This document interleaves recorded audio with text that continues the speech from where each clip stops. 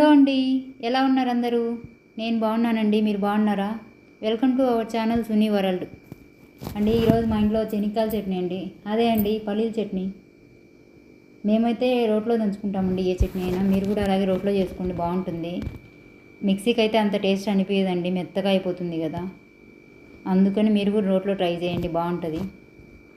పల్లీల్ని బాగా వేయించి పెట్టుకొని పక్కన చింతపండు కూడా పక్కన నానబెట్టుకోవాలండి. దాంట్లోకి పచ్చిమిర్చి, ఆనియన్, టమోటాని ఉడకబెట్టుకోవాలి. అలాగ మెత్తగా పౌడర్ చేసుకోవాలండి. మరీ మెత్తగా చేయొద్దండి, కొంచెం నోటికి తగులుతూ ఉండాలి శనక్కాయ పప్పులు. తర్వాత నెక్స్ట్ వచ్చేసి పచ్చిమిర్చిని యాడ్ చేసుకొని దంచేయాలండి. నేనైతే మా ఇంట్లో తక్కువ కారం తింటారండి, ఎందుకంటే మీరు కూడా ఒకవేళ ఎక్కువ కారం వేసుకున్నా బాగానే ఉంటుంది టేస్ట్గానే. కారంగా మీరైతే వేసుకోండి, మా ఇంట్లో తక్కువ తింటారు. అలాగ మెత్తగా దంచేసిన తర్వాత నెక్స్ట్ చింతపండును కూడా యాడ్ చేసుకొని దంచుకోవాలండి. ఇదే చట్నీలోకి బాగా కొంచెం వేడివేడి అన్నంలో ఈ చట్నీ వేసుకొని పక్కన కాంబినేషన్గా ఆమ్లెట్ కానీ ఏదైనా తాలింపు, ఏ తాలింపు అయినా బాగుంటుందండి. దొండకాయ కానీ బెండకాయ కానీ ఏ తాలింపు అయినా బాగుంటుంది, సూపర్గా ఉంటుంది.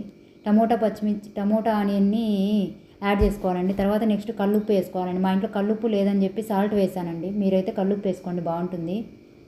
ఇలాగా ఈ చట్నీలో ఇలా రైస్లో తింటూ ఉంటే కొంచెం లైట్గా నెయ్యి వేసుకొని సూపర్గా ఉంటుందండి. ఆమ్లెట్ కాంబినేషన్ అయితే సూపర్గా ఉంటుంది. నిజంగా మీరు ఇలాగ ట్రై చేయండి, అది రోట్లో చేసుకొని ట్రై చేయండి, మీకు బాగా నచ్చుతుంది.